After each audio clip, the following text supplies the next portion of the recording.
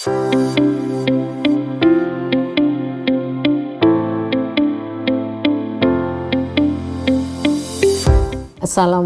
warahmatullahi wabarakatuh. Perkenalkan, saya Budi Astuti dari Prodi Manajemen Fakultas Bisnis dan Ekonomika Universitas Islam Indonesia. Pada pertemuan kali ini kita akan membahas unit 4 tentang logistik di program SAP ERP. Penjelasan logistik di program SAP ERP terdiri dari 3 bagian, yaitu logistik procurement, logistik sales and distribution, dan logistik production. Nah, kali ini kita akan membahas yang pertama dulu, yaitu logistik procurement. Pada logistik procurement, lesson objektifnya adalah memperoleh pemahaman tentang proses procurement dan bagaimana procurement itu nantinya akan terintegrasi dengan solusi yang lainnya. Sedangkan objektif dari pembelajaran kita kali ini adalah yang pertama, dapat menguraikan tugas-tugas yang berhubungan dengan siklus procurement. Kemudian yang kedua, menjelaskan bagaimana SAP, My SAP ERP ini mendukung proses procurement itu sendiri. Sementara business example yang ada di unit 4 ini mengambil perusahaan IDES, di mana dalam procurement ini perusahaan IDES membutuhkan bahan atau bahan baku untuk proses produksinya. Bahan baku atau bahan-bahan yang diperlukan ini dibeli langsung, nantinya akan untuk digunakan sebagai stok, dan penawarannya akan bisa diperoleh melalui katalog online yang tersedia. Nah, guna membahas kasus tersebut, maka kita perlu mengetahui bagaimana siklus business procurement itu dilakukan. Nah, ini adalah gambaran siklus business procurement. Dimulai yang pertama adalah dari yaitu dimulai dari demand determination.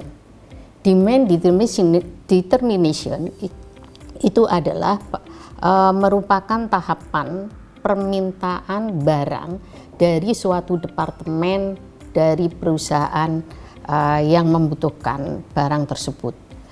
Nah, pada tahap ini, dokumen yang dihasilkan adalah purchase requisition. Isi dari purchase requisition itu adalah barang-barang yang ingin diminta dari departemen atau bagian internal perusahaan. Selanjutnya, persyaratan material akan diidentifikasi melalui perencanaan maupun pengontrolan material itu sendiri. Permintaan pembelian ini dapat kita input sendiri ataupun bisa dilakukan secara otomatis melalui sistem perencanaan dan pengontrolan. Biasanya, metode titik pemesanan dan peramalan akan menggunakan data masa lalu yang merupakan aspek penting di dalam pengendalian persediaan. Kemudian, setelah demand determination, maka selanjutnya kita masuk pada tahap yang kedua, yaitu adalah short determination. Short determination intinya adalah menentukan supplier yang akan menjadi penyedia barang pada tahapan demand determination tadi. Nah, dokumen yang terbuat pada tahap ini adalah RFQ, Request for Quotation. Isi dokumen ini adalah meminta kepada perusahaan penjual untuk membuat quotation ataupun suatu penawaran. Nah, pada sistem My SAP ERP akan bisa melakukan identifikasi sumber supplier ya, yang potensial itu siapa, berdasarkan pada jangka panjang, ya, pembelian jangka panjang, ya, ataupun nantinya hasil dari ini akan bisa mempercepat proses pembuatan RFQ tadi, dan ini RFQ ini kemudian bisa dikirim ke vendor secara elektronik. Tahap yang ketiga adalah supplier selection. Intinya supplier selection itu adalah pemilihan vendor, ya, berdasarkan requirement dari perusahaan, dan biasanya seleksi ini mendasarkan seleksi secara kuantitatif maupun kualitatif. Seleksi kuantitatif itu misalnya mendasarkan harga, kualitas produk, ya, ataupun waktu, ya, tempo waktu yang disediakan. Sementara seleksi kualitatif misalnya adalah yang berhubungan dengan fasilitas-fasilitas setelah after sales itu yang disediakan oleh vendor apa saja, gitu ya. Kemudian di sisi lain, sistem juga bisa mampu melakukan simulasi skenario tentang harga, sehingga di sini harga yang ditawarkan para vendor itu bisa dibanding-bandingkan seperti itu, ya. Akibatnya quotation-nya akan berbeda-beda, ya. Berdasarkan quotation yang berbeda-beda itulah kemudian nanti perusahaan bisa memilih, ya, quotation mana yang dipilih atau vendor mana yang dipilih. Di sisi lain, sistem nantinya juga akan bisa melakukan atau memberikan surat penolakan, ya, yang bisa dikirim secara otomatis secara vendor terhadap vendor-vendor yang tidak terpilih. Selanjutnya adalah tahap yang keempat, yaitu purchase order processing, ya, atau purchase order creation. Di sini adalah pembuatan purchase order atau sering disingkat dengan PO. Ya. Pembuatan purchase order ini mendasarkan pada purchase requisition atau disingkat dengan PR. Ya. Kemudian setelah purchase order dibuat, maka kemudian harus dilakukan follow up terhadap purchase order itu. Atau dengan kata lain, kita masuk pada tahap berikutnya, yaitu tahap yang ke-5, yaitu order monitoring atau purchase order follow up. Di sini dilakukan monitoring terhadap barang maupun jasa yang telah dipesan tadi. Nah, sistem akan memberikan status terkini dari semua permintaan pembelian, penawaran harga maupun pesanan pembelian. Nah, kalau ini sudah, baru masuk ke tahap berikutnya, yaitu good receipt. Good receipt ini akan berhubungan dengan inventory management.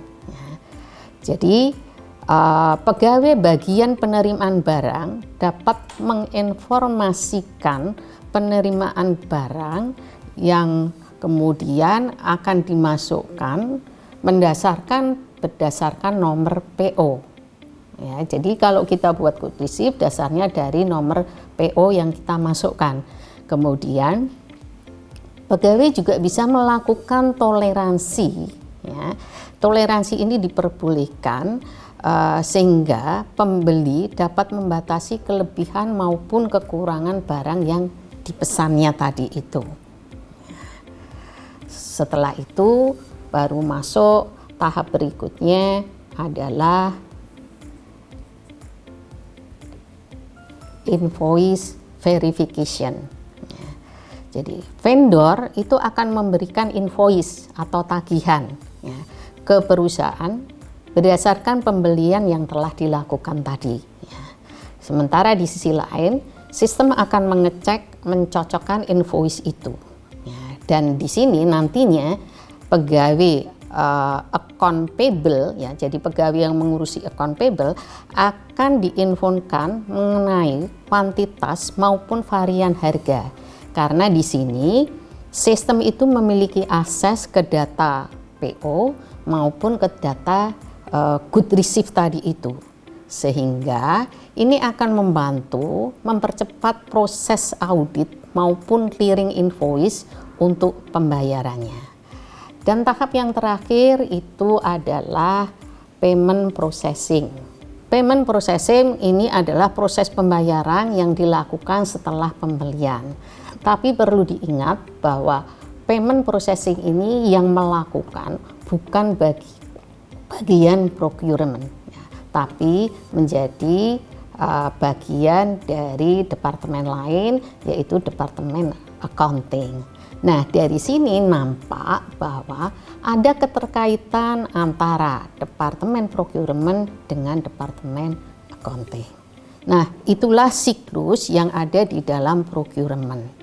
Nah, selanjutnya di sisi lain yang perlu kita ketahui dalam hubungannya dengan procurement antara lain adalah pertama purchase order. Nah, ini adalah gambaran dari purchase order. Ya. Kalau kita lihat di sini, ya, purchase order ini berisi data vendor dan data material. Jadi kalau membuat PO itu butuh dua data, yaitu data vendor dan data material. Vendor material record dan material master record. Sementara yang di tengah ini menunjukkan transaksi purchase ordernya. Bagian atas itu di sini ini menunjukkan vendornya siapa.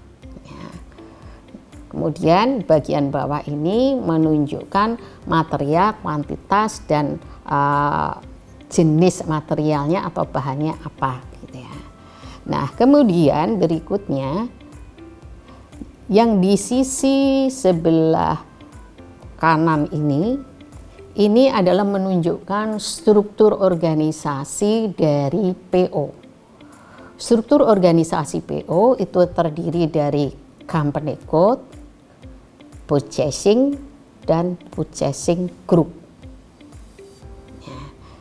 Jadi company code di unit-unit sebelumnya saudara sudah mempelajari ya, di SWC saudara sudah mempelajari tentang company code itu apa. Nah, ini berhubungan dengan sana, jadi dilihat lagi itu apa maksudnya company code. Jadi sekali lagi kalau mau membuat PO kita harus tahu company code-nya siapa, purchasing group-nya berapa, purchasing group-nya berapa juga gitu ya. Ini syaratnya ya. Kemudian yang perlu diketahui juga yaitu bahwa saya tambahkan sedikit ya, di PO tadi itu kita dapat membuat PO itu dasar referensinya dari PR ya, purchase requisition ya, dan dari RFQ, request for quotation, atau dari pesanan pembelian yang lainnya. Nah, ketika kita memasukkan data pesanan pembelian ini, sistem nantinya akan memberikan nilai default itu, misalnya alamatnya di mana, pesannya berapa, syarat pembayarannya gimana, incotermnya seperti apa, ya. Yang ini akan diperoleh dari vendor master record. Setelah itu nanti kita dapat mengirimkan PO ini ke vendor atau ke supplier dengan melakukan stock transfer order. Ya. Nah, stock transfer order ini dapat memperhitungkan mengenai biaya pengiriman yang terkait dengan PO. Dan berikutnya kita bicarakan tentang self-service procurement. Ya. Dengan self-service procurement ini memungkinkan pegawai itu membuat dan mengelola permintaan sendiri, sehingga ini akan meringankan departemen pembelian dari beban administrasi, sambil nantinya memproses procurement itu menjadi lebih cepat dan lebih responsif. Nah, di sisi lain ada penyediaan katalog bahan yang sering dipesan gitu ya, sehingga bisa memastikan pegawai atau karyawan itu dapat mudah mengelola PO tadi sendiri sesuai dengan aturan organisasi. Nah, self-service requisitioning ini berarti berlaku nantinya untuk membeli barang-barang yang sifatnya non strategis, yaitu barang-barang yang tidak langsung ke rantai nilai. Termasuk barang-barang ini adalah MRO ya, yaitu untuk pemeliharaan, perbaikan maupun operasi. Misalnya barang-barang non strategis ini contohnya adalah alat-alat perlengkapan kantor, kemudian pakaian kerja, ya, peralatan IT, misalnya itu bisa digunakan self-service procurement ini. Selanjutnya kita perlu ketahui juga tentang good receive ya. Good receive ini nantinya akan berhubungan dengan inventory management. Ketika kita memposting good receive, maka stok itu ya, stok yang mengacu pada PO tadi itu akan memiliki jumlah keuntungan ya ketika kita melakukan good receive ini. Antara lain pada titik penerimaan barang ya, dapat dilakukan pengecekan apakah pengiriman itu sudah sesuai data atau belum, atau apakah pengiriman itu sudah sampai. Itu yang pertama. Yang kedua, sistem akan menyarankan data dari PO bahwa kita akan memasukkan good receive tadi ya, tentang barangnya maupun jumlahnya, sehingga ini akan memudahkan untuk memasukkan penerimaan maupun untuk memeriksa pengiriman maupun kekurangan barang yang tiba. Yang ketiga, kita bisa memposting good receive ini ke gudang ya, sehingga sistem akan membuat dokumen material yang berisi informasi tentang material tersebut. Yang keempat, transaksi yang relevan yang berhubungan dengan material, maka sistem akan membuat dokumen setidaknya minimal 1 dokumen. Ya. Dokumen akuntansi ini akan mencatat pengaruh pergerakan barang terhadap nilai saham, ya, misalnya kalau itu sudah ditawarkan. Nah, masalah yang perlu penting kita cermati juga adalah invoice verification. Invoice verification di sini nampak bahwa jadi di sini invoice verification kalau di post nanti akan jadinya menjadi dokumen invoice. Dokumen invoice itu terdiri dari ini. Ada material, ada quantity, ada amount, kemudian ada blocking region. Jadi invoice itu bisa diblok kalau memang isi invoice itu tidak sesuai dengan PO-nya tadi, ya, atau dari delivery-nya. Kemudian dokumen invoice ini nantinya akan digunakan sebagai dokumen accounting. Nah, di sini yang mengeksekusi tentunya adalah bagian accounting. Bagian accounting kemudian akan melakukan adjustment untuk keperluan financial accounting-nya di buku-buku besarnya masing-masing seperti itu ya. Nah, proses invoice verification ini jadinya merupakan proses yang terakhir ya, pada proses procurement. Nah, pembayaran dan evaluation invoice sekali lagi bukan merupakan bagian dari procurement, tapi akan merupakan bagian yang dilakukan oleh bagian accounting. Dengan demikian ini menunjukkan ada keterkaitan antara procurement dengan accounting. Yang terakhir adalah message. Message ini adalah bahwa semua dokumen pembelian tadi itu dapat dibuatkan sebagai pesan. Untuk mengeluarkan pesan ini dapat dilakukan dengan mencetak melalui email, fax, atau EDI, atau yang lainnya. Nah, itulah pembelajaran kita hari ini ya, yang berhubungan dengan procurement. Semoga bermanfaat dan sekian, terima kasih. Untuk selanjutnya video kita akan membahas tentang logistik, sales, and distribution. Demikian, Assalamualaikum warahmatullahi wabarakatuh.